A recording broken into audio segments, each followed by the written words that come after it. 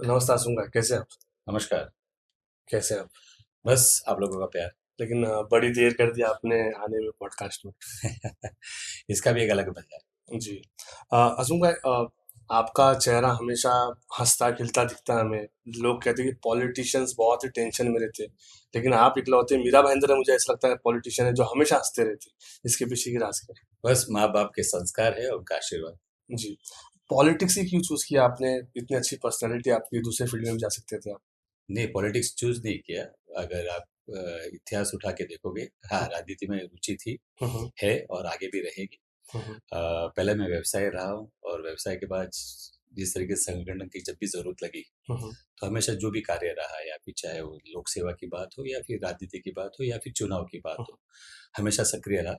और संगठन को ऐसा लगा 2017 के अंदर कि भाई मुझे भी चुनाव लड़ना चाहिए, तो बस पर्दे के आगे आ गए। जी। 2017 में आपने चुनाव लड़ा, आप नगर सेवक बन के आए। ये टाइम पे भी आपके जो ऑपोजिट में थे शंकर झा जी, बहुत ही टफ कैंडिडेट माने जाते हैं। और मतलब हर चीज़ से बहुत ही स्टेबल है। तो कैसी आपकी रणनीति थी सारी चीज़ों को लेके, कैसी प्लानिंग की आपने उनके सामने जीतने की? देखो, जो रणनीति की थी रजनी जी, जी। उतना ही कहूंगा कि वो रिजल्ट 16 तारीख को आपको नजर आया। हम्म। और रणनीति थी तो रणनीति ही होनी चाहिए, जो हम्म। ओपनली बतानी नहीं चाहिए, नहीं तो आगे आगे समय में वो रणनीति फिर से हम पे ही वापरी जाएगी। जी। तो हमारे तक ही सीमित रहने दीजिए। जी, बहुत अच्छा आपने आंसर दिया कि वो जो आपकी पूरी प्लानिंग है वो किसी को बताना नहीं है, वो आपके पास ही रखना है। लेकिन इसके साथ में और एक सवाल उठता है कि बहुत सारे जो आपके जो नगर सेवक थे, ये टाइम पे उनको टिकट नहीं दिया गया और वो विरोध में भी गए, आपके शिवसेना में भी ज्वाइन हुए। लेकिन जो पहले जो सीट आई थी शिवसेना की, वो ये टाइम पे सीट नहीं आई। क्यों? वो तो जनता ने भली भांति आंसर दे दिया, उत्तर दे दिया। और जो देने की बात आती है, तो जब कोई भी विषय आता है, घर का हो हम्म। या फिर आपके समाज का हो, तो उसमें जो मुखिया रहता है, जो वो डिसीजन लेता है या निर्णय लेता है, तो उसके पीछे पूरी तरह से जानकारी या पूरी तरह से सोच समझ के विषय किया जाता है। उसी तरह से राजनीति का विषय था। अगर टिकट की बात आती है, तो किसी एक व्यक्ति को पे ध्यान न रखते हुए या फिर एक प्रभाग को ध्यान में न रखते हुए, पूरा मेरा भाईंदर यानी पूरे मेरा भाईंदर को किस तरीके से संगठन को एक डोर में बांधा जाए, वो ध्यान में रखते हुए, और लगा ऐसा कि संगठन को कौन मजबूत कर सकता है, हम्म। संगठन को कौन उपयोगी हो सकता है, वो निर्णय लेके नेताजी ने निर्णय लिया। और आपने देखा कि लोगों ने उसे हाथों हाथ लिया, और 16 तारीख का उसका नतीजा भी वैसे ही आया। जी। ये तो आप कह रहे हैं कि मतलब जो नेताजी ने डिसीजन लिया है और उसका परिणाम बहुत ही अच्छा है, लेकिन शिवसेना वाले कह रहे हैं ये पूरा ईवीएम हैक था। उसके बारे में क्या मैं इतना कहना चाहूंगा कि एक बार वो निर्णय पहला ले ले, कहेंगे? ईवीएम हैक होना है या हम्म। वोट चोरी होना है, दोनों में से एक पहला नक्की कर ले, हम्म। तो उसके बाद में मैं उत्तर दे पाऊँ। जी। एक वक्त में तो ऐसा भी लगा था कि मतलब हसमुख भाई जो है वो एमएलए के कैंडिडेट भी दिख रहे थे हमें। तो वो खाली ऐसे डराने के लिए था अपोजिशन को, या फिर सही में आप एमएलए कैंडिडेट थे? मुझे पता नहीं, हाँ, ये लोगों का प्यार है कि वो लोग चाहते हैं कि हम्म। हसमुख भाई आमदारगी का चुनाव लड़े। हम्म। और इसमें डराने की कोई बात ही नहीं है। प्रजातंत्र देश है, कोई भी लड़ सकता है, मैं क्या, आप भी लड़ सकते हो। जी। लेकिन ऐसा भी होता है ना कि मतलब एक रणनीति होती है कि जैसे मीरा भाईंदर में हमारे जो विधायक जी हैं नरेंद्र मेहता जी, और थाने के जो विधायक जी हैं हमारे प्रताप सरनाईक जी। तो ऐसा भी तो होता है ना कि मतलब मैं अगर मेरे जो बहुत ही करीबी है हसमुख जी, उनको अगर मैं खड़ा करूँ, जैसे विधायक जी ने सोचा रहेगा ऐसा कि मैं उनको खड़ा करूंगा तो कहीं ना कहीं जो वोट है, वोट बैंक जो बीजेपी के पूरे बढ़ जाएंगे। तो कहीं ना कहीं जो सीट जो होती है विधायक जी की, जैसे नरेंद्र मेहता जी, वो पूरी तरह से सेफ हो जाएगी अगर आपको अगर बैठाया जाएगा वहां से तो। ऐसा कुछ नहीं था। ये तो कुछ जो विरोधी लोग हैं उनकी सोच होगी। हम्म। हमारी जो मांग थी वो हमने अपने वरिष्ठों को बताई थी, और मैंने उस समय प्रेस कॉन्फ्रेंस भी ली थी। हम्म। और मैंने बात रखी थी वहाँ पे कि भाई, कुछ हमारे पदाधिकारियों को, कुछ हमारे कार्यकर्ताओं को एक प्रेशर टैक्टिक्स खेली जा रही है। अगर आपने देखा होगा हम्म। कि इस बार भी चुनाव के अंदर उस तरीके का माहौल था, तो मैंने अपनी बात रखी। क्यों, बहुत बार ऐसा होता है कि जब युति होती है तो उसमें सभी का हाथ होता है। हम्म। जैसे एक सब्जी बनाने के अंदर हर हम्म। प्रकार का मिश्रण होता है, हम्म। तो उसमें कोई अकेला ये नहीं कह सकता कि मैं ही हूँ। हम्म। और जिस संगठन से मैं जुड़ा हूँ, जिस पार्टी से मैं जुड़ा हूँ, उनका वो अ, बर्ताव कहो या उनकी सोच कहो कि पहले राष्ट्र, द्वितीय पार्टी, तीसरे हम पे आते हैं। जी। तो हम कभी ये नहीं कहते कि मैं, हम्म। तो एहसास ना हो, तो उनको ऐसा लग रहा था युवती के अंदर कि भाई मैं ही कर रहा हूँ, मैं ही कर रहा हूँ। तो मेरी सोच थी कि एक बार भारतीय जनता पार्टी की जो कार्यकर्ता है, पदाधिकारी है और उनकी जो सोच है, उनकी जो मांग है वो सामने रखूँ। उस दिशा पे मैंने रखी थी और मैंने साथ में ये भी कहा था, मैंने पीछे से नहीं सामने कहा था कि अगर वरिष्ठों ने मुझे कहा कि आपकी बात को ध्यान में रखेंगे और संज्ञान में लेके आगे इस पे पार्टी को कभी नुकसान ना पहुंचे, और उन्होंने मुझे आश्वासन भी दिया और विश्वास भी दिलाया और उस तरीके से आगे हो भी रहा है। तो ऐसे बस था और हमने पर्चा नहीं भरा और ऐसी कोई बात नहीं थी कि आप नरेंद्र मेहता जी का या फिर उनको ऐसा कुछ प्रभाव देना था या उनको कुछ नुकसान करना था, मतलब विरोधियों को या युति में, ऐसी कोई विचार ही नहीं थे हमारे। जी। गीता जैन जी थे वो इसके पहले वाले टर्म में एक अच्छे मार्जिन से जीत के आए थे। ये टर्म में वो बहुत ही बड़े मार्जिन से हार गए। उसके पीछे की वजह क्या है आपके हिसाब से? अ, देखो, वो इतिहास हुआ है लेकिन उसमें एक ही वजह थी जहाँ तक मैं सोचता हूँ। कुछ हमारी पार्टी का जो नज़रिया था उसके अंदर हमारे जो पदाधिकारी थी वो एक सोच थी। लेकिन हाँ, जनता में जब हम गए तो हमें पता चला कि वो गीता जैन जी को मत देना नहीं चाहते थे। वो खाली ये देना चाहते थे कि भाई हमें इन्हें मत नहीं देना है। यानी हम, मैं खुले तौर पे बिंदास कहूँगा कि उस समय ऐसा कुछ माहौल था या विरोधियों ने उस तरीके का माहौल क्रिएट किया था जी। या परसेप्शन जो बनाया था लोगों के बीच में। तो वो परसेप्शन ये था कि भाई नरेंद्र मेहता जी को हमें मत नहीं देना है। तो उन्हें नहीं देना है तो एक अल्टरनेट क्या था, तो वहाँ पे ऑप्शन कोई ढूँढते ऑप्शन नहीं था। थे। तो ऑप्शन में उनको दिया गया था और मैंने वो चुनाव होने के बाद ही कुछ मेरे मित्रगण हैं पत्रकार, उनसे मैंने कहा कि अगर अभी 3 महीने 4 महीने की बात थी, अगर इलेक्शन होते हैं, मान के चलो कि वो नहीं जीतेगी, ये मेरा दावा है। और जब ये चुनाव आए 2024 के अंदर, तो सबसे प्रथम मैंने ही अपने साथियों को और कुछ मेरे मित्रगण हैं पत्रकार, उनसे मैंने कहा था कि अगर 40,000 मत भी आ जाए तो बड़ी बात है। जी। तो आप इतना कॉन्फिडेंट थे कि मतलब कोई मत देने वाला नहीं थे? नहीं, कॉन्फिडेंट कब रहता है कि अगर आप देखोगे तो 2019 के अंदर मुझे प्रभारी के तौर पे कोई क्षेत्र दिया गया था, तो उस समय मैं भी थोड़ा इस अपनी जो मेरी जो दायरे थे वो थोड़े सीमित थे। मैं पूरे मीरा भाईंदर या कहूँ तो 145 विधानसभा क्षेत्रों में पूरी तरह से मैं ध्यान रख नहीं पा रहा था। और इस बार पार्टी और संगठन का ऐसा विचार था कि मुझे एक क्षेत्र न देते हुए पूरे 145 की जवाबदारी दी जाए। तो जब हमने लोगों से संपर्क किया, लोगों के घर तक गए, तो काफी लोगों ने कहा कि हसमुख जी, हम भ्रमित हो गए थे, हम उनकी बातों में आ गए थे। अब हमें पता चल गया है कि उन्होंने अपने स्वार्थ के लिए, अपने पर्सनल स्वार्थ, स्वार्थ के पर्सनल स्वार्थ के लिए लोगों को गुमराह किया था। और हसमुख, काफी लोगों ने तो कसम भी खाई कि हसमुख भाई इस बार हम ऐसा होने नहीं देंगे। तो इस बार नरेंद्र मेहता जी ने चुनाव नहीं लड़ा था, जहां तक मैं जानता हूँ। इस बार लोगों ने चुनाव लड़ा था जी। और लोगों ने वो 2024 में दिखाया कि भाई मेहता जी के लिए, फडणवीस जी के लिए और बीजेपी के लिए इस बार वो खुल के लोग सामने आए कि भाई नहीं, इस बार हम गुमराह नहीं होगा। नहीं हो गया। अगर आप खास तौर पे ध्यान दोगे तो 2019 का ही विषय उन लोग 2024 में लेके आए। उनके पास कहने के लिए, करने के लिए कुछ नहीं था। और लोग भी जानते हैं कि लोक प्रतिनिधि ऐसा चाहिए कि लोगों के बीच जाए और काम करे, ना ही कि खाली अपना स्वार्थ साधे। और उस पे लोगों ने ध्यान दिया और इस बार लोगों ने उसका परिणाम भी दिया। जी। हसमुख एक कितना डिफिकल्ट होता है पर्सनल लाइफ और प्रोफेशनल लाइफ दोनों बैलेंस करके चलना पॉलिटिक्स में? ये तो जिसकी ओर बीतती है उसी को पता है। लेकिन हाँ, खुशी इस बात की होती है कि जब हम राजनीति में रहते हैं, लोग एज ए लोक प्रतिनिधि बन के, तो जब हम लोगों का काम करते हैं, जब उनके चेहरे पे खुशी आती है, तो वो देख के हमें प्रोत्साहन और हमारा मनोबल थोड़ा और बढ़ता है कि हाँ यार, चलो यार, कोई तो ऐसा है कि हमें चाहता है, जो हमारे काम से खुश है, हमारी पार्टी से खुश है। बस वो देख के दुगनी रफ्तार से दौड़ने का दिल करता है। जी। अभी जैसे नरेंद्र मेहता जी जो इलेक्शन जो जीत के आए, बहुत ही ज़्यादा उन्होंने मेहनत किया था। मतलब मैं तो बहुत सारी एक्टिविटीज़, मतलब हम लोग बहुत ही क्लोज़ली ऑब्ज़र्व कर रहे थे। तो आपके हिसाब से जैसे मुज़फ़्फ़र हुसैन जी है, गीता जैन जी है, ये दोनों में से आने वाले टाइम में नरेंद्र मेहता जी को कौन बहुत ही टफ दे सकता है और क्यों? देखो, मैंने एक पत्रकार ने मुझसे सवाल किया था और एक कहा था कि आपकी नेता गीता जैन जी है, तो मैंने उनसे खुले तौर पे कहा था और मैंने बाइट भी दी थी। मेरा भाईंदर में भारतीय जनता पार्टी के एक ही नेता है, वो है नरेंद्र मेहता जी। और हमें ऐसा कोई नहीं लगता है कि उसके अलावा और कोई नेता है। तो उन्होंने सवाल किया ऐसा क्यों? वो भी आमदार है। तो मैं बोला हाँ, आमदार है, इस बात को हम मानते हैं और वो सम्मान भी है। लेकिन नेता की अगर बात करो तो नेता हारे या जीते उससे नेता नहीं होता है। नेता वो होता है जो लोगों के बीच जाए, लोगों की बात समझे, लोगों का काम करे, शहर के हित का काम करे। अगर वो सब गुण है तो एक नरेंद्र मेहता जी में है।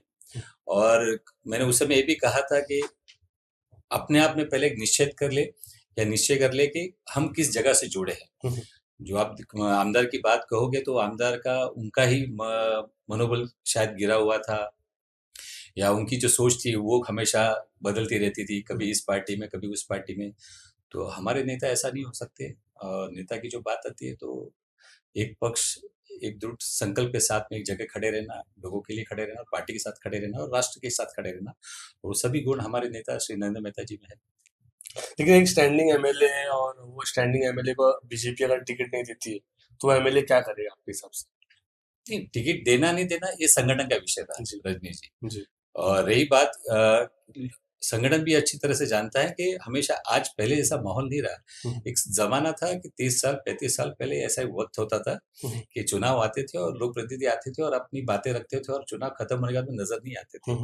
भारतीय जनता पार्टी ऐसी एकमेव पार्टी है जो आप नेता हो या कोई पदाधिकारी हो या हमारे जो पिलर तो नहीं कहूंगा, जो मैं कहूँ कि हमारे जो मुख्य पाया बोला जाता है, जो माया, तो वो हमारे कार्यकर्ता है और जो पूरी तरह से सभी 24/7 काम करते हैं। आप अब चुनाव जान दीजिए, हर महीने संगठन के पास से हमें हर महीने का ब्यौरा आता है कि आपको ये काम लोगों के बीच में जाके करना है। जी। मुझे बता दीजिए कौन सी ऐसी पार्टी करती है। आज की तारीख में जितनी भी पार्टियां हैं वो सिर्फ और सिर्फ चुनाव पे ध्यान में रखते हुए काम करती है, उसके बाद में काम ही नहीं करती। जी, आप लोगों की प्लानिंग बहुत ही सटीक रहती है, तो मैं मानता हूँ कि कोई पार्टी जो है वो इतनी सटीक प्लानिंग करती नहीं है। जैसे नंदा मेहता जी भी हैं, तो मुझे तो बहुत सारी चीज़ें ये भी मालूम पड़ी कि एक पूरा एक रूम है, वहाँ पे पूरी प्लानिंग होती है। लेकिन इतनी सटीक प्लानिंग ये कोइंसिडेंस तो नहीं हो सकता है। कहीं न कहीं कुछ ना कुछ ऊपर से भी तो सपोर्ट है आप लोगों को।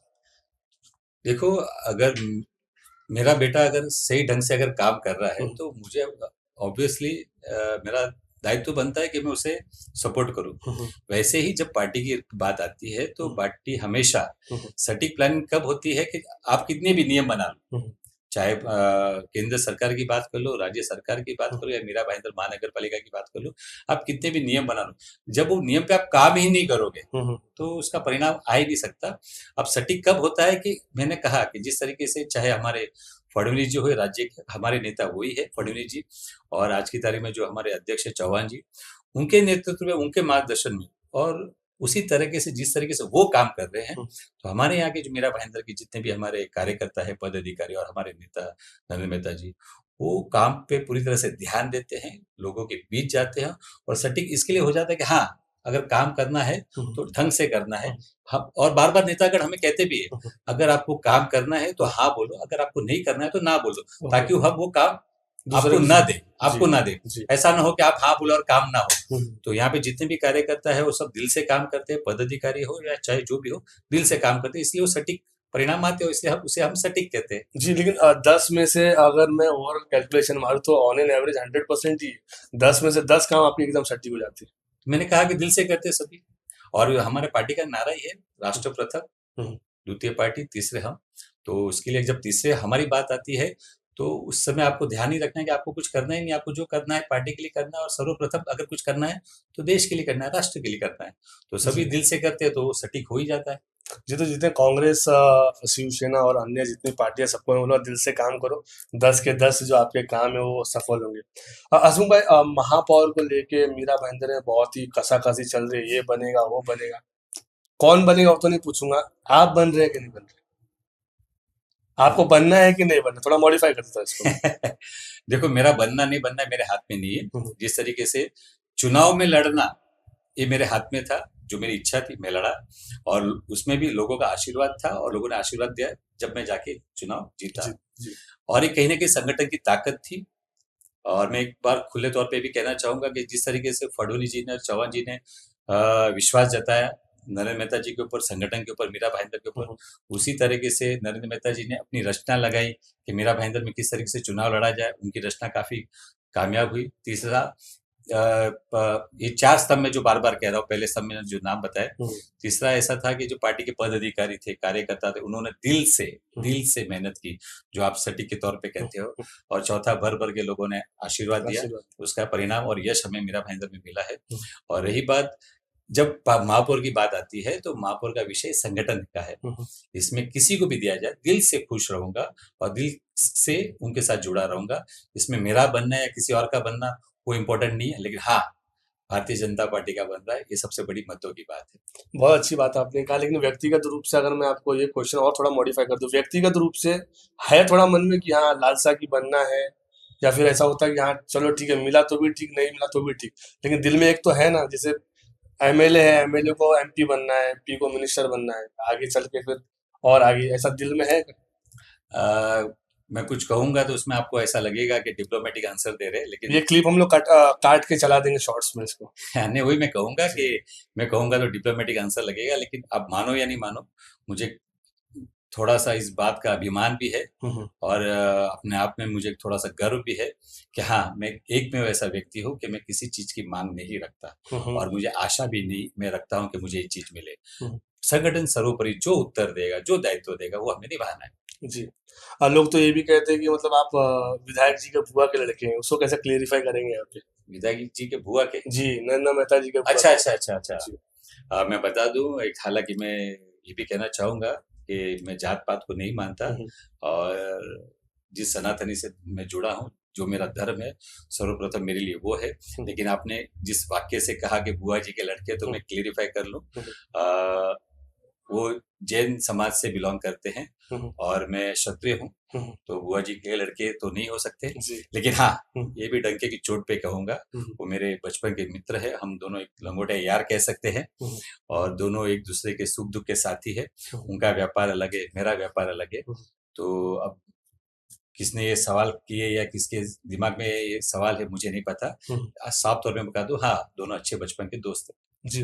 आंसू भाई, जब विधायक जी विधायक नहीं थे, तब बहुत ही प्रॉब्लम्स आपको ही फेस करना पड़ा होगा, विधायक जी को भी प्रॉब्लम फेस करना पड़ा होगा, लेकिन आप लोग एकजुट थे तभी भी। और अभी हाल ही में भी हमने देखा एक स्टेटमेंट में भी विधायक जी ने आपका नाम लिया था कि मतलब मेरे अगर 5 बहुत ही क्लोज फ्रेंड है, तो उसमें आपका भी एक नाम था। तो वो जो 5 साल का जो पीरियड था उसके बारे में कुछ बताएंगे, क्या क्या हुई नहीं नहीं, मैं जिस जी जानना चाहूंगा प्रॉब्लम किस तरीके की। हर चीज की, मतलब मतलब नहीं देखिए। नहीं, एक तो ऐसे होता है कि राजकीय प्रॉब्लम होती है, फिर या फिर व्यापार या फैमिली। आप किस तरीके से प्रश्न आप जानना चाहते हैं? पर्सनल भी, पॉलिटिकली ज़्यादा फेस करना पड़ता है, क्योंकि जब हम 5 साल में रहते तो जब अच्छा करते तो ऑटोमेटिकली किसी ना किसी का बुरा भी हो जाता है, तो वो भी हमारे पीछे लग जाते हैं कहीं ना कहीं। तो वो पॉइंट ऑफ व्यू से भी थोड़ा बताइए हमारे व्यूअर्स को। 100% ये बात सच है कि राजकीय भाषा में कहूँ तो प्रॉब्लम परेशानियां काफी हुई। लेकिन हाँ, कहते हैं ना कि हर अंधेरे के बाद एक उजाला आता है। हम्म।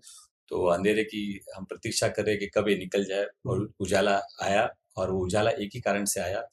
एक दिमाग में एक सोच थी कि हमें सच्चाई के लिए जीना है। दिमाग में एक सोच थी कि हमने जो किया है लोगों के लिए किया है। दिमाग में एक सोच थी कि हम आने वाले समय में भी लोगों के हित के लिए कार्य करेंगे। तो बस वो अंधेरा छटा। समय इस तरीके से था कि जो उस समय जो विरोधी थे, हम्म। उन्होंने हर तरीके के हथकंडे वापरे। हम्म। एक प्रेशर टैक्टिक्स खेलने के लिए दबाव तंत्र पूरा उपयोग किया गया। जो मशीनरी थी वो पूरी की पूरी, शाम दाम दंड भेजीता हाँ, था आप कह सब। सकते हो, जो जी, सारा राजनीति में कुछ किया कहते हैं उन्होंने। कि हाँ, शाम दाम दंड भेद। हम्म। मैं तो कहूंगा कि उसके ऊपर भी अगर कुछ ऐसे दो तीन शब्द है हम्म। तो वो भी शायद अगर कम पड़े तो हम्म। बिल्कुल सही होगा। कि उन्होंने पूरी कोशिश की, जितना जोर लगाना था उतना लगाया। लेकिन कहते हैं ना कि एक जिस पार्टी के साथ आप जुड़े हो, जो नेतृत्व हमारे थे, उन्होंने हमें संभाला। फडणवीस जी ने हमें संभाला, चौहान जी ने हमें संभाला, हम्म। हमें भरोसा दिया, हमें हमेशा आत्मबल हमारा बढ़ाया। और उनके मार्गदर्शन से वो सब जितनी भी कठिनाई थी हम उससे हम्म। पार पड़ के आज यहाँ तक पहुंचे। जी। प्रताप सरनाईक जी के भी भाषण हमने सुना कि मतलब एक 40 मिनट एक मिनिस्टर को नरेंद्र मेहता जी रुकाते, तो क्या ये सही है आपके हिसाब से? देखो, वो इतने बड़े नेता है, हम छोटे हैं, वो इस बात पे विषय पे कहना नहीं चाहिए। हम्म। उनको खुद को ये सोचना चाहिए था। और सबसे बड़ी बात है कि व्यक्तिगत तौर पे मैं वहां पे था। हम्म। उन्होंने जिस तरीके से लोगों के बीच में जाके बात रखी, और ये बात अंदर की थी और उनको बाहर लानी थी, तो सामने ये भी सच लाना था। जी। अगर उन्होंने बात बाहर लाई तो सामने ये भी सच लाना था कि नरेंद्र मेहता जी ने जिस तरीके से बाइक पे स्पेशली भागते हुए आए, हम्म। और आते ही उस विषय को लेके नरेंद्र मेहता जी ने खेद व्यक्त किया है और इस बात को क्षमा मांगी कि हम्म। जो मैं लेट आया, विलम्ब आया, उनसे क्षमा भी मांगी। और उस समय सरनाईक जी ने कहा भी नहीं, नहीं सोख के करके, हम्म, तो इस बात को बाहर आनी नहीं चाहिए थे। वो हम्म, बाहर लाके लोगों से कहते गुमराह करने की कोशिश या फिर इमोशनल अटैचमेंट लाने की कोशिश। जब उस व्यक्ति ने आके कहा, हम्म, नरेंद्र मेहता जी ने आपके सामने कि मैं एक सभा में था और आते आते समय काफी ट्रैफिक था और मैं बाइक अपनी गाड़ी छोड़ के बाइक पे आया हूँ और आपसे क्षमा चाहता हूँ। उससे बड़ी बात क्या है, जब आदमी व्यक्ति क्षमा ही मांग लेता है तो आप फिर भी उसके ऊपर टीका टिप्पणी हम्म। करते हो। जी, हँसूँगा। अब तो इलेक्शन जीत गए, सीडी भी आ गई, सब कुछ एकदम मस्त हो गया। अभी बीजेपी पावर में है, महापौर भी बीजेपी का बनेगा, मुंबई में ही बनेंगे महापौर। इसी के साथ में एक सवाल यह था, अग्रवाल समाज भी आपसे नाराज था और कई अन्य समाज नाराज थे, तो क्या अब एक पहल करेंगे उनको मनाने की आप? आ, हर बार करूंगा, चाहे वो कोई भी समाज हो, फिर आपने जो नाम दिए वो हो या कोई भी हो। अगर कोई समाज के नाम पे आलोचना होती है, अगर समाज के नाम पे अगर कोई बातें टीका टिप्पणी होती हैं, तो 100% मेरा दायित्व बनता है और उनका मान सम्मान होना चाहिए। लेकिन एक बात कहना चाहूंगा आपके माध्यम से कि देखो, जिस तरीके से जिस समाज से मैं जुड़ा हूँ, हम्म, मैं इतना ही कहूंगा कि जिस समाज से मैं जुड़ा हूँ, मेरे से समाज नहीं है, हम्म, समाज से मैं हूँ। करेक्ट। ये हर व्यक्ति को जान लेना चाहिए हम्म, कि समाज से वो है, हम्म, उससे समाज नहीं। हम्म, जब कोई इंसान, कोई व्यक्ति अपने स्वार्थ के लिए समाज को ढाल बनाता है, वो बहुत ही गलत है। हम्म, उस तरीके का उपयोग भविष्य में ना आए, ये हम्म, सबसे हाथ जोड़ के विनती करता हूँ। रही बात समाज की, मैंने कहा समाज के नाम पे अगर कोई अपमान होता है तो उसके लिए मैं सामने खड़ा और एक पैर आगे खड़ा रहूंगा, हम्म, सर्वप्रथम खड़ा रहूंगा। जी, किसी भी समाज का, किसी भी व्यक्ति का हम्म, अनादर या अपमान नहीं होना चाहिए। जी, और रही बात मनाने की, समाज है तो हम हमेशा झुक के रहेंगे, उनके हित के लिए जो भी कार्य रहेगा वो हम करेंगे, हम्म, उसके लिए कभी भी दो मत नहीं होंगे। जी। अभी हाल ही में मेरे पॉडकास्ट पे एक शिवसेना के बड़े लीडर आए थे। उन्होंने एक बोल्ड स्टेटमेंट दिए गए थे उन्होंने। उन्होंने ये कहा था कि हसमुख गहलोत जी है, उनका कोई हाथ पैर सिर कुछ भी नहीं है। जैसा विधायक जी बोलते हैं वो वैसा चलते हैं, वैसा करते हैं। 100% ये बात आज जो आपने कही है, वो विरोधी नेता ही होंगे जी। या लोक प्रतिनिधि होंगे। हम्म, तो उन्होंने कहा होगा तो उनकी सोच है, उनका ज्ञान है, हम्म, तो उनकी सोच पे मेरा कोई काबू नहीं है। हम्म, रही बात पार्टी के अंदर, भारतीय जनता पार्टी एक में वो पार्टी, में दिल से कहना चाहूंगा कि जो वो काम करती है तो संगठन के लोगों को साथ में विश्वास लेके करती है। और ये बात प्रचार करने की जरूरत नहीं है, हम्म, बात प्रचार करने की जरूरत नहीं है कि कौन साथ में लेके कर रहे कि नहीं कर रहे। और रही बात, मैं तो एक छोटा कार्य करता हूँ जी। और नरेंद्र मेहता जी अगर हमें कुछ मार्गदर्शन करते, इसमें क्या गलत है? हम्म, अगर फडणवीस जी हमारे मार्गदर्शन करते, इसमें क्या गलत है? हम्म, अगर नरेंद्र मोदी जी हमारे मार्गदर्शन करते, इसमें क्या गलत है? जी। अगर कोई बड़े आपको मार्गदर्शन करेंगे तो आप उसको अपनाओगे कि नहीं अपनाओगे? जी, आप मैं तो नहीं। दिल छाती ठोक के कहूंगा कि मैं तो अपनाऊंगा। अगर वो लोक हित में है, संगठन के हित में है और राष्ट्र हित में है, तो 100% मैं उनकी बात मानूंगा। जी। उनकी बात क्या, अगर कोई मुझे, आप भी अगर कहोगे रजनीश जी कि लोक हित में होना चाहिए, तो मैं आपकी भी बात मानूंगा। जी। मेरा कल बेटा भी अगर कहेगा हम्म, कि लोक हित में है, जनता के हित में, तो मैं उनकी भी बात मानूंगा। तो चाहे छोटा हो या बड़ा, उससे कोई लेना देना नहीं। और रही बात किसकी सोच की है, तो विरोधी की बात है। वो कहते हैं ना, वो काम पे ध्यान न देते हुए टीका टिप्पणी पे ध्यान देते हैं। उनसे इतनी गुजारिश करूंगा, इतनी विनती करूंगा कि काम पे ध्यान दीजिए, लोगों के बीच रहिए, लोगों की सेवा कीजिए। जी। लेकिन हंसूंगा, अभी आपने कहा मोदी जी का नाम लिया आपने, तो मोदी जी के नाम पे कब तक वोट लेंगे आप? अगर मैं अपने पिताजी के आचरण अगर लेना चाहूँ, हम्म, अगर मैं अपने दादाजी के आचरण अगर लेना चाहूँ, तो उसमें कुछ गलत है? बहुत ही पॉजिटिव आंसर दे रहे हैं बस। आप। एक हिंदू आइडियोलॉजी से बीजेपी हमेशा इलेक्शन लड़ती है। और नयानगर की भी सीट हमने देखा, नयानगर की भी सीट पे आप लोग खुद उतना इनिशिएटिव नहीं लिए कि मतलब बीजेपी या कोई प्रत्याशी वहां से उठे। क्योंकि वहां पे पूरा एक माइनॉरिटी ही है पूरा। तो जो आइडियोलॉजी है, हिंदुत्व है, ये कब तक चलेगा आपके हिसाब से? जब तक सनातन है, जब तक मैं सनातनी हूँ, हम्म, 100% जीवित हूँ, जब तक चलेगा। इसमें गलत क्या है?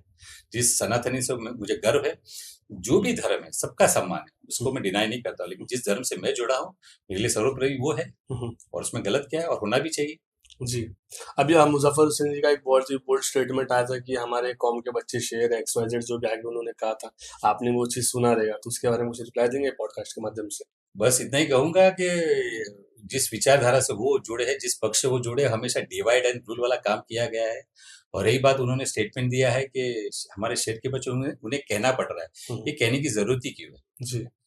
हम तो हमारे लोगों के बारे में नहीं कहते। हुँ, हुँ, तो वो कहीं ना कहीं लोगों को गुमराह कर रहे हैं और गुमराह करके अपनी रोटियां सेक रहे हैं। हुँ, हुँ, बस आपके माध्यम से इतना ही कहूंगा कि भाई, ऐसी बातों पे ध्यान न दे। और जब मोदी जी काम करते हैं 140 करोड़ लोगों के लिए काम करते हैं, थोड़ी वो किसी कौम के लिए किसी समाज के लिए काम करते हैं। जी तो ऐसे नेता को बोलना शोभनीय नहीं है।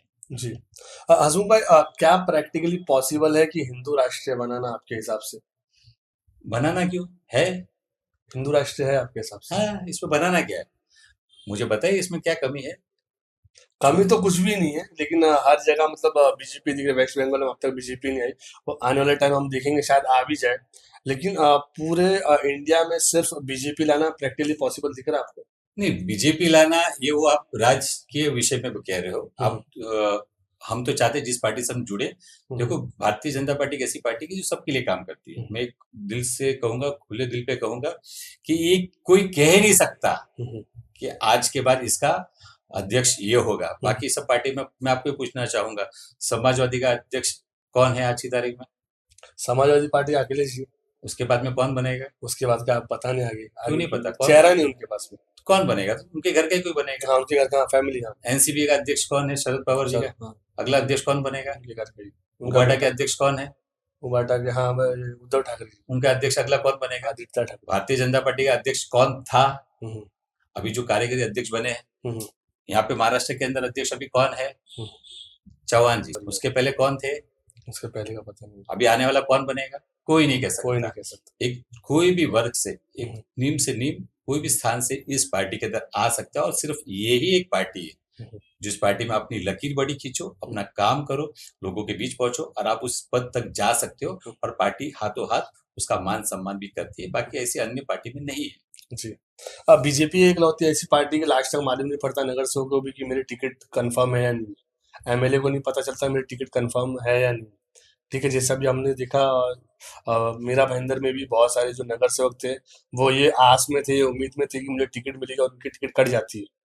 तो उसके बारे में क्या कहेंगे आप? देखो, राजनीति में अगर कोई इंसान जुड़ता है तो 100% ही मैं मानता हूँ कि वो अपेक्षा रखता है। और अपेक्षा रखना भी कोई गलत बात हम्म, नहीं है।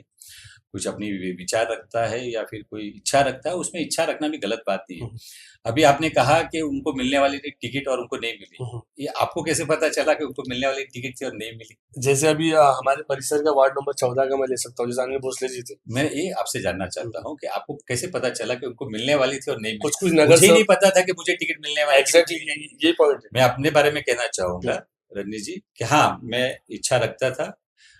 जिस तरीके से 2017 में मैं इच्छा नहीं रखता था हम्म, चुनाव लड़ना, लेकिन इस बार खुले दिल से कहूंगा कि मैं इच्छा रखता था कि मैं चुनाव लड़ना चाहता हूँ।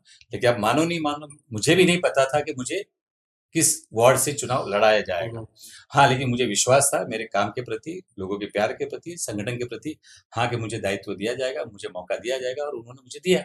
हम्म। और जैसे मैंने कहा कि जैसे अनिल भोसले जी थे, उन्हें उम्मीद थी कि मुझे टिकट मिलेगी। लेकिन जैसे मीरा देवी जी को टिकट मिली, क्योंकि वो स्टैंडिंग नगर सेवक थे 15 साल से, और ये साल भी उनको टिकट मिली, लेकिन वो हार जाते। तो कहीं ना कहीं जो लोग हैं वो एक ये बात भी कह रहे हैं कि ये पहले से ही बीजेपी की जो सेटिंग है अनिल भोसले जी के साथ में थी। सॉरी, जाति में नहीं मानता, लेकिन कोई अगर कह रहे तो उनकी मानसिकता है। कोई कह रहे सेटिंग है तो उनकी मानसिकता है। रही भारतीय जनता पार्टी की, तो भारतीय जनता पार्टी की सोच सिंपल है और स्ट्रेट फॉरवर्ड है। टिकट दिया है तो वही हमारा उम्मीदवार है, टिकट दिया है तो वही चुनाव जीत के आएगा। ये हमारी सोच रहती है। जी। नरेंद्र मेहता जी के साथ में आप अप्स एंड डाउन्स में हमेशा साथ में थे। बीच में एक खबर भी आई थी कि मतलब पुलिस वाले आए थे, मतलब कुछ ऐसा उनको लेके जाने के लिए कुछ, उसके बारे में कुछ कहेंगे आप? जहाँ तक मैं जानना चाहूँ, समझ रहा हूँ आपकी बात को, कि 2019 के चुनाव के जी। बाद में उनका जो पराजय हुआ था उसके हम्म, बाद की आप शायद जी बात कर जी, रहे हो। उसके किसी बाद की बात। व्यक्ति विशेष ने उनके ऊपर कुछ आलोचना की थी और बाद में एफआईआर हुआ था। हाँ, दुखद है वो विषय। नहीं कहूँ उतना अच्छा है। कह देंगे तो थोड़ा हमारे व्यूअर्स को मालूम पड़ेगा, क्योंकि बहुत सारे लोग ये आस लगाए बैठे पॉडकास्ट के माध्यम से कि कुछ कुछ चीजें आप मालूम पूछ पड़े रहे हो, अंदर देखो की। मेरे पूरे रोंगटे खड़े हो गए। जी। वो घटना ऐसी थी कि कहने जैसी तो नहीं है, लेकिन अजीब सा लगा था। हम्म, कि मैंने जैसे थोड़ी देर पहले बातचीत हुई थी कि शाम दाम दंत भेद सब अपरे गए, तो उससे ज्यादा भी कहो तो कोई हम्म, गलत नहीं है। हम्म, किसी एक व्यक्ति को पकड़ना है हम्म। तो पुलिस कितने बल के साथ जाएगी? मैं पूछना चाहता हूँ। दो चार चार चार मैक्सिमम हो। ज्यादा से ज्यादा एक जीप जाएगी, एक उसमें जीप। 3-4 कांस्टेबल रहेंगे, उससे करेक्ट। ज्यादा नहीं रहेगा। करेक्ट। ज्यादा से ज्यादा अधिक 2 स्टार या 3 स्टार एपीआई, या और भी ज्यादा जरूरत है तो पीआई जाएगा। ये करेक्ट। उससे ज्यादा नहीं जाएगा। नहीं। दुखद है कि यंत्र को किस तरीके से वापरा जाता है। हुँ, हुँ, हुँ, ये मुझे उस समय की जो सरकार थी वो समझ में आया, और पहली बार मेरे जीवन में वो दृश्य नजर आया था जब हम घर में गए, हमें पता चला कि नरेंद्र मेहता जी घर पर नहीं थे, हुँ, हुँ, और 2 वैन, हुँ, हुँ, पुलिस की जो बड़ी डब्बे वाली वैन आती है ना, हुँ, भर वो गया। 2 वैन भर के हुँ, उसमें तकरीबन पुलिस बल थे। जहाँ तक हमें जो खबर मिली थी और हमारे पास जानकारी भी पूरी सटीक है, 25 लोग के आसपास आए थे। 1 पीआई, 2 पीआई आए थे, 1 डीसीपी आया था, हुँ, हुँ, और कुछ तो 2-3 ऐसे स्टेन गन लेके आए थे ओके। कि किसी अपराधी को पकड़ने गए थे या किसी आतंकवादी को पकड़ने के लिए गए थे, हमें आज दिन तक समझ में नहीं आया। और सबसे एकदम गंदी बात हुँ, हुँ, कि जिस तरीके से घर के अंदर हुँ, हुँ, आज 2026 है और ये विषय हो रहा है 2020 का, हुँ, हुँ, यानी तकरीबन तकरीबन 6 साल पहले की घटना है। करेक्ट। और वो 6 साल पहले की घटना, मैं कहूँ तो तक्षशिला आज 21 साल का है और 6 साल पहले तकरीबन कुछ 15 साल का 15 साल। होगा। उससे जबरदस्ती अपमानित किया गया। हमारी जो भाभी जी है, सुमन भाभी जी, उनको अपमानित किया गया, हुँ, हुँ, और एक पुलिस बल का पूरा दुरुपयोग किया गया, और इस तरीके से उनसे सवाल जवाब किया गया जैसे उन्होंने कोई बहुत बड़ा क्राइम किया। अपराध, क्राइम नहीं, जैसे बहुत बड़े कोई आतंकवादी है। जी। ये जो घिनौनी हरकत हुई थी वो निंदनीय थी। हुँ, हुँ, ये जो यंत्र तंत्र जो वापरा गया था बहुत ही, अब क्या कहते हैं ना, कहते हुए मुझे लज्जा आ रही है कि इस तरीके से उपयोग नहीं होना चाहिए था।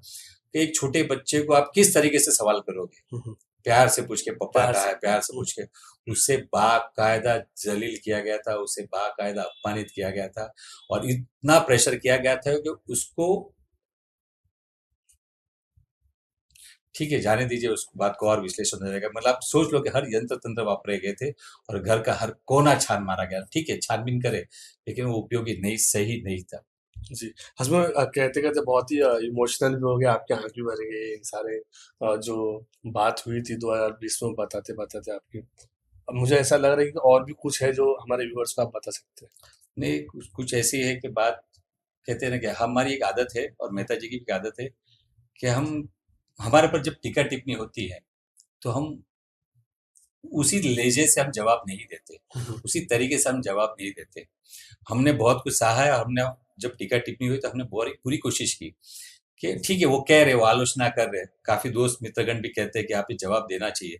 तो अब हमने शुरुआत की है, हुँ, हुँ, हम शुरुआत नहीं करेंगे, लेकिन अगर कोई एक टीका टिप्पणी करेगा तो उसका उत्तर देंगे हम। हुँ, हुँ, नहीं कि उसका प्रति उत्तर देंगे कि वो टीका टिप्पणी करे तो हम भी टीका टिप्पणी करेंगे, हुँ, हम ऐसा नहीं कहेंगे। हुँ, हाँ, लेकिन अगर किसी ने टीका टिप्पणी कही तो उसका उत्तर हम ज़रूर देंगे, और लास्ट हम 1 डेढ़ साल से वो मानसिकता बना के रखें कि लोगों को समझ में बात तब भी आती है कि कुछ सच बात लोगों तक बात जानी चाहिए। और आपने 2024 में लेके और अभी ये चुनाव में भी आपने देखा होगा कि कुछ युति के कुछ नेता थे जो टीका टिप्पणी करते थे हुँ, हुँ, व्यक्तिगत तौर पे। हुँ, हुँ, तो हम उनको जवाब दे रहे थे। लोग कह रहे थे आप भी हम टिका टिप्पणी नहीं कर रहे। हुँ, पहले उनकी तरफ से सवाल जवाब नहीं आते, उनकी तरफ से टीका टिप्पणी आती है, हुँ, हुँ, उसी बदले में या उसके अगेंस्ट में हम उनको जवाब देते हैं। रिस्पॉन्स है जो भी। हाँ, हसूँ भाई आपका जो ड्रेसिंग सेंस है मतलब कभी भी वो नेता वाला ड्रेसिंग सेंस हम लोगों को कभी नहीं दिखा हो। मतलब एक नॉर्मल ऐसा कोई कॉर्पोरेट में कोई काम करे, कोई मैनेजर है, सुपरवाइज़र है, वैसा वाला ड्रेसिंग सेंस दिखा। नगर सेवक वाला कभी दिखा नहीं मुझे। उसके पीछे का राज़ क्या है? मैं, राज तो कुछ नहीं है, बस मैं अपने तरीके से जीता हूँ। हुँ, हुँ, काफ़ी दोस्तों ने कहा कि आपको उस तरीके के कपड़े पहनने चाहिए, हुँ, जिसे हम ज़ब्बा कुर्ता कहते हैं। हुँ, हुँ, मुझे ऐसा लगता है कि आप लोगों के बीच जब जाते हो, हुँ, हुँ, तो नेता बन के ना जाएँ, हुँ, हुँ, उनके बारे में सोचिए, उनके काम के बारे में सोचिए, जो आपका दायित्व है वो दायित्व पूरा निभाएँ। और अगर कपड़े से अगर नेता बनते हैं या हुँ, उससे पहचाना जाए तो फिर ये हमारी कहीं न कहीं मानसिकता गलत है। हुँ, हुँ, एक अपनी सोच लेके आए, मैं कोशिश कर रहा हूँ कि वो सोच लोगों तक पहुँचाऊँ कि भई आपको लोगों के बीच रह के काम करना है, हुँ, लोगों का काम करना है, बस उसके अलावा कुछ नहीं। आप ड्रेसिंग कोई भी पहनो, उससे जी। क्या फ़र्क पड़ता है? काम होने से मतलब है बस। हाँ, लोगों के काम होने चाहिए, बस ये सोच। जी। विधायक जी से जब भी आपको बात करना होता तो पीए के थ्रू जाते हैं कि डायरेक्ट बात करते हैं? नरेंद्र मेहता जी के जी। साथ 100% जिस तरीके से जैसा काम रहे वैसा। आमतौर पे उनके फ़ोन बिज़ी रहते हैं, इसलिए बिज़ी रहते हैं, जब मैं काफ़ी क्लोज़ रहता हूँ तो उनके मीटिंग्स रहते हैं, जब कोई सभा लेते हैं, तो आमतौर पे उनके फ़ोन उनके हाथ में नहीं होते हैं। तो ऑब्वियसली जब ज़रूरत पड़ती है तो उनके पीए को कहता हूँ, पीए के फ़ोन उनके हाथ में रहते हैं तो पीए को फ़ोन करता हूँ। और जब करीब रहते हैं, नज़दीक रहते हैं, जब या उनके प्रीमाइसेस में मैं रहता हूँ, मुझे पता है कि यहाँ पर वो बैठे हैं तो व्यक्तिगत तौर पे जाके बात करते हैं, बस ये 2 तरीका है। जी। असलम एक छोटा-सा प्रैंक करेंगे अभी हाँ, मैं चालू रहेगा कट कर देंगे। बेसिकली आपको मेहता जी का फ़ोन लगाना है, मैं एक क्वेश्चन पूछूँगा आपको कि अगर ये प्लेटफ़ॉर्म के थ्रू आप डायरेक्टली अगर मेहता जी का फ़ोन लगाते, तो क्या मेहता जी आपका फ़ोन उठाते? अगर वो सभा में नहीं होंगे, हुँ, हुँ, अगर वो घर पे होंगे हुँ। या अपने ऑफिस में होंगे या किसी भी मीटिंग्स में नहीं होंगे, तो 100% फ़ोन उठाएँगे और अगर सभा में होंगे या मीटिंग्स में होंगे, तो नहीं उठाएँगे, ऑब्वियस सीधी-सी बात है। जी, तो अभी आप फ़ोन लगा सकते हैं मेहता जी को? मुझे पहले जानना होगा कि कहाँ पर है वो, फिर आप कहोगे कि देखो फ़ोन नहीं उठाया। जी, बहुत ही स्मार्टली यहाँ पे हँसमुख भाई सारे क्वेश्चन्स का आंसर मुझे दे रहे। हँसमुख भाई मीरा भाईंदर में अगर हम देखेंगे जैसे विक्रम प्रताप सिंह जी है, मुज़फ़्फ़र हुसैन जी है और गीता जैन जी है। ये तीनों नेता में सबसे बड़ा नेता आपके हिसाब से कौन है और क्यों? मेरे लिए नेता कहाँ से हो गए वो? नेता या फिर समझिए ऑपोजिशन में स्ट्रॉन्ग कौन है आपके हिसाब से? थोड़ा मॉडिफाई करते तो मैं यही कहूँगा तीनों सम्मानीय व्यक्ति है, हैं। लेकिन नेता मेरे लिए नहीं है। जी, आपके नेता सिर्फ़ नरेंद्र मेहता जी हैं। हमारे नेता ही नहीं, भारतीय जनता पार्टी के मेरा भाईंदर के सभी के नेता जी। नरेंद्र मेहता जी है। जी, एक बार हमने देखा नरेंद्र देवेंद्र नरेंद्र ये स्लोगन से 2019 का शायद आप लोगों ने इलेक्शन लड़ा था, लेकिन वो इलेक्शन 2019 का ही था वो इलेक्शन आप हार गए थे और ये जो जीता आपने इलेक्शन, ये इलेक्शन में वो नरेंद्र देवेंद्र नरेंद्र नहीं आए, क्यों ऐसा? ऐसी कोई बात नहीं थी उस समय। मैंने कहा कि संगठन के अंदर सभी के ऐसे विचार थे कि इस तरीके से हम लोगों के बीच जाएंगे। वो बात लोग किसी किसी को अच्छी लगी, किसी को ठीक है नहीं लगी। वो इतिहास हो चुका है जी, और काम करना है लोगों के बीच में रह के, बस इस जी, तरीके से पहुंचे। जी। नरेंद्र मेहता जी के 5 ऐसी क्वालिटी बताइए जो किसी को नहीं मालूम अभी तक। आज की तारीख में तो ऐसा कोई विषय है नहीं कि जो किसी के बारे में नहीं पता। उनकी किताब, सॉरी, उनका जीवन पूरा खुली किताब की तरह है, हुँ, हुँ, सभी को पता है। बहुत ही हार्ड वर्कर है और ये हकीकत मैं कहना चाहूंगा, कितने लोगों को पता है मुझे पता नहीं, लेकिन ज्यादातर हमारे साथ में जो संगठन से जुड़े हैं उन सभी को पता है। वो काम के अंदर कोई कॉम्प्रोमाइज नहीं करते, हुँ, हुँ, चाहे वो उनके कोई मित्र हो, चाहे उनके परिवार से कोई व्यक्ति हो, चाहे उनके बेटे हो या कोई भी हो। हुँ, हुँ, वो काम के अंदर कोई कॉम्प्रोमाइज नहीं करते और खास तौर पे इतना कहना चाहूंगा, लोग कहते हो बिजनेस बिजनेस के ऊपर केंद्रित है, उतना ही कहूंगा जितना वो बिजनेस के ऊपर ध्यान देते हैं काम हुँ, के प्रति, उतनी ही रफ्तार से, उतनी ही तेजी से, उतना ही पूरा समय हुँ, वो लोगों की सेवा में और राजकीय में समय देते हैं। मैं तो दिल से कहना चाहूंगा कि मुझे ऐसा नहीं लगता मीरा भाईंदर शहर के अंदर जो हर गली, हर मोहल्ले, हर क्षेत्र के बारे में वो जानकारी रखता हूँ, कोई नेता ऐसा नहीं होगा जो नरेंद्र मेहता रखता है। मैं तो ये भी खुले तौर पे कहूंगा कि महानगर पालिका के अंदर भी हुँ, हुँ, हुँ, ऐसे कोई अधिकारी नहीं होंगे आज की तारीख में। अब तो नए अधिकारी काफी आ गए, उनको भी जानकारी नहीं होगी कि हुँ, कौन सी गटर लाइन कहाँ से जा रही है, कौन सी पाइप लाइन, हुँ, कौन हुँ, से रास्ते। या फिर कभी कभी तो ऐसा होता है कि जब हम चुनाव लड़ते हैं, मैंने 2-3 बार वाक्य ऐसा देखा हुआ है कि जब चुनाव लड़ते हैं तो किसी वार्ड के अंदर हुँ, हुँ, हुँ, जो उम्मीदवार होता है, मैं वार्ड का नाम नहीं लूंगा, हुँ, लेकिन वो वार्ड के अंदर उस फलाने को कहते हैं भाई, तेरे वो बिल्डिंग के नीचे साइड वाली गली में ना वहाँ पे वो करेक्ट, फलाना फलाना जी। रहता है। और उस उम्मीदवार को पता नहीं होता, लेकिन मेहता जी को पता जी, होता है। प्रैक्टिकली मैंने भी ये देखा है ये चीज़। तो वो सोचो कितनी अच्छी जानकारी रखते हैं। जी। और ये परिश्रम का ही फल है, हुँ, लोगों हुँ। के बीच में जाके लोगों का काम करना है। वही परिणाम है कि 2024 में ये हमें यश मिला है और आज भी 2026 में हमें लोगों ने सराहा और यश दिया है।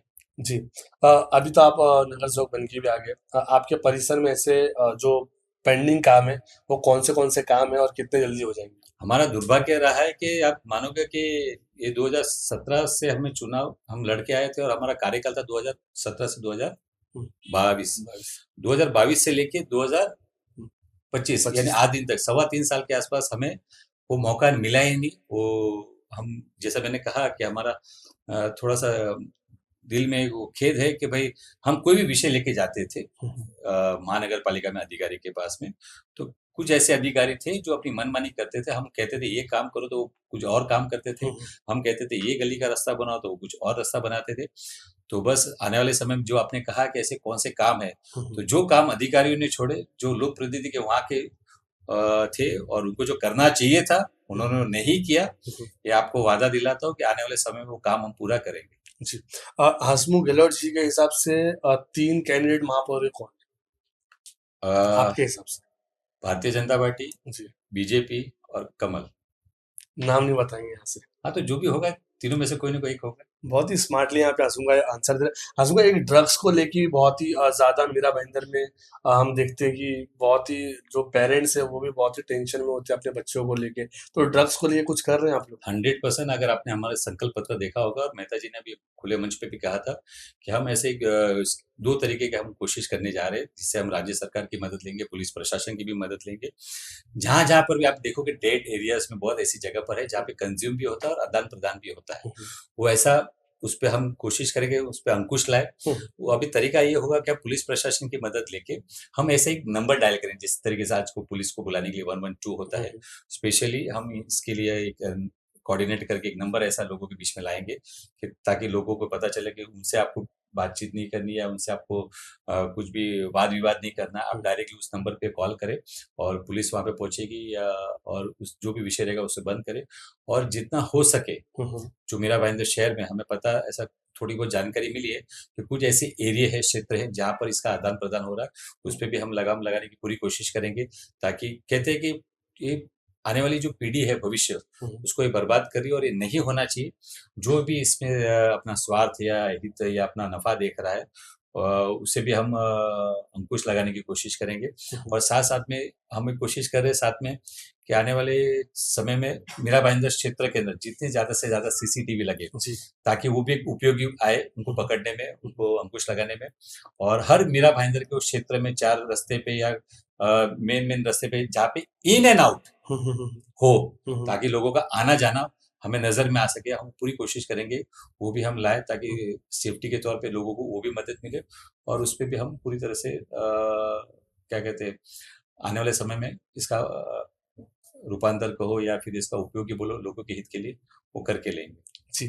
असुम भाई जाते-जाते जितने जो यूथ हैं और जो आपको देख रहे हैं या फिर जितने जो 30 प्लस वोटर्स हैं जिन्होंने आपको वोट दिया है और जो नहीं वोट दिए, उनको क्या यहाँ से संदेश देना चाहेंगे ये पॉडकास्ट के माध्यम से?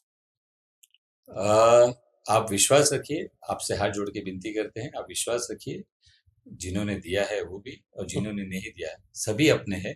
हम जब लोक प्रतिनिधि बनते हैं तो जिन्होंने वोट दिया है उसके लिए काम करना या जिन्होंने नहीं दिया उसके लिए नहीं काम करना ऐसा नहीं होता है। लोक प्रतिनिधि का दायित्व बनता है कि सभी के हित का कार्य करना और आप विश्वास मान के चलिए आने वाले समय में हम किसी को भी निराश नहीं करेंगे। उसका काम महानगर पालिका से जुड़ा हो या प्रशासन से जुड़ा हो, हमारा दायित्व बनता है। मैं बार-बार कहना चाहता हूँ कि जो लोग प्रतिनिधि चुन के आते हैं, उनका दायित्व बनता है, अगर वो कोई काम करके देता है, तो कोई उपकार नहीं करता है। उसका दायित्व बनता है लोगों के हित वाला कार्य करे और ये वादा दिलाते हैं आपके माध्यम से हम पूरी कोशिश करेंगे कि आपको कभी भी निराशा ना हो। जी। सो गाइस ये थे हसमुख गहलोत जी, हमेशा हँसते रहते हैं। जैसे हमने सारे क्वेश्चंस तो कवर किए ही, इनके ड्रेसिंग सेंस के बारे में भी पूछा, पर्सनल क्वेश्चन भी पूछे। कई-कई क्वेश्चन तो पर्सनल अटैक भी हमने करने की पूरी कोशिश किया, लेकिन बहुत ही पॉजिटिवली इन्होंने सारा आंसर दिया और हम पर्सनली ये उम्मीद करते हैं कि आने वाले वाले टाइम में हम आपको महापौर देखें, क्योंकि मीरा भाईंदर को आपके जैसे एक प्रॉपर सारी चीज़ें बोलने वाले व्यक्ति की ज़रूरत है। सारी चीज़ें सोच समझ के वो एक प्रॉपर डायरेक्शन में चलने वाले व्यक्ति की ज़रूरत है। और आप महापौर बनेंगे तो हमें पर्सनली ये उम्मीद है कि मीरा भाईंदर का जो ग्रोथ है वो बहुत ही तेज़ी से और होगा। थैंक जी, मैं आपसे एक आखिर में सवाल पूछना जी। चाहूँगा आमतौर पे आप हमेशा जब पॉडकास्ट लेते हो मैंने भी देखा है आमतौर पे चुनाव आने के पहले होते रहते हुँ, हैं। हुँ। अभी चुनाव के बाद में पॉडकास्ट हो रहा है, जी। आपको कैसा लग रहा मुझे तो हसमुख भाई बहुत ही अच्छा लग रहा है, क्योंकि मैंने जैसे कहा ना स्टार्टिंग में कि आपने बड़ी देर कर दी आने में, क्योंकि जब होते हैं तो बहुत सारे क्वेश्चंस हमारे पास में होते हैं चुनाव को लेके और उसके अंदर बहुत सी कंट्रोवर्सी क्रिएट करने की हम पर्सनली कोशिश करते हैं, लेकिन ये टाइम भी हमने कोशिश किया, लेकिन आपने इतने पॉजिटिवली और सारी चीजें आंसर दिया आपने। चाहे वो अपोजिशन पार्टी के बारे में हो, चाहे आपके ऊपर पर्सनल अटैक किसने किया है वो हो, तो ऐसे जो सूझबूझ से जो आपने जो आंसर दिया है, हैट्स ऑफ आपको। और ऐसे ही आप मीरा भाईंदर का ऐसा डेवलपमेंट कर रहे हैं, आप करते रहिए। विधायक जी को भी मैं ये प्लेटफॉर्म के थ्रू बोलूंगा कि जैसे आज हसमुख भाई आए, एक बार आप भी आइए और आपके जो विचार हैं मीरा भाईंदर को लेके वो सारी चीजें शेयर कीजिए। नमस्कार।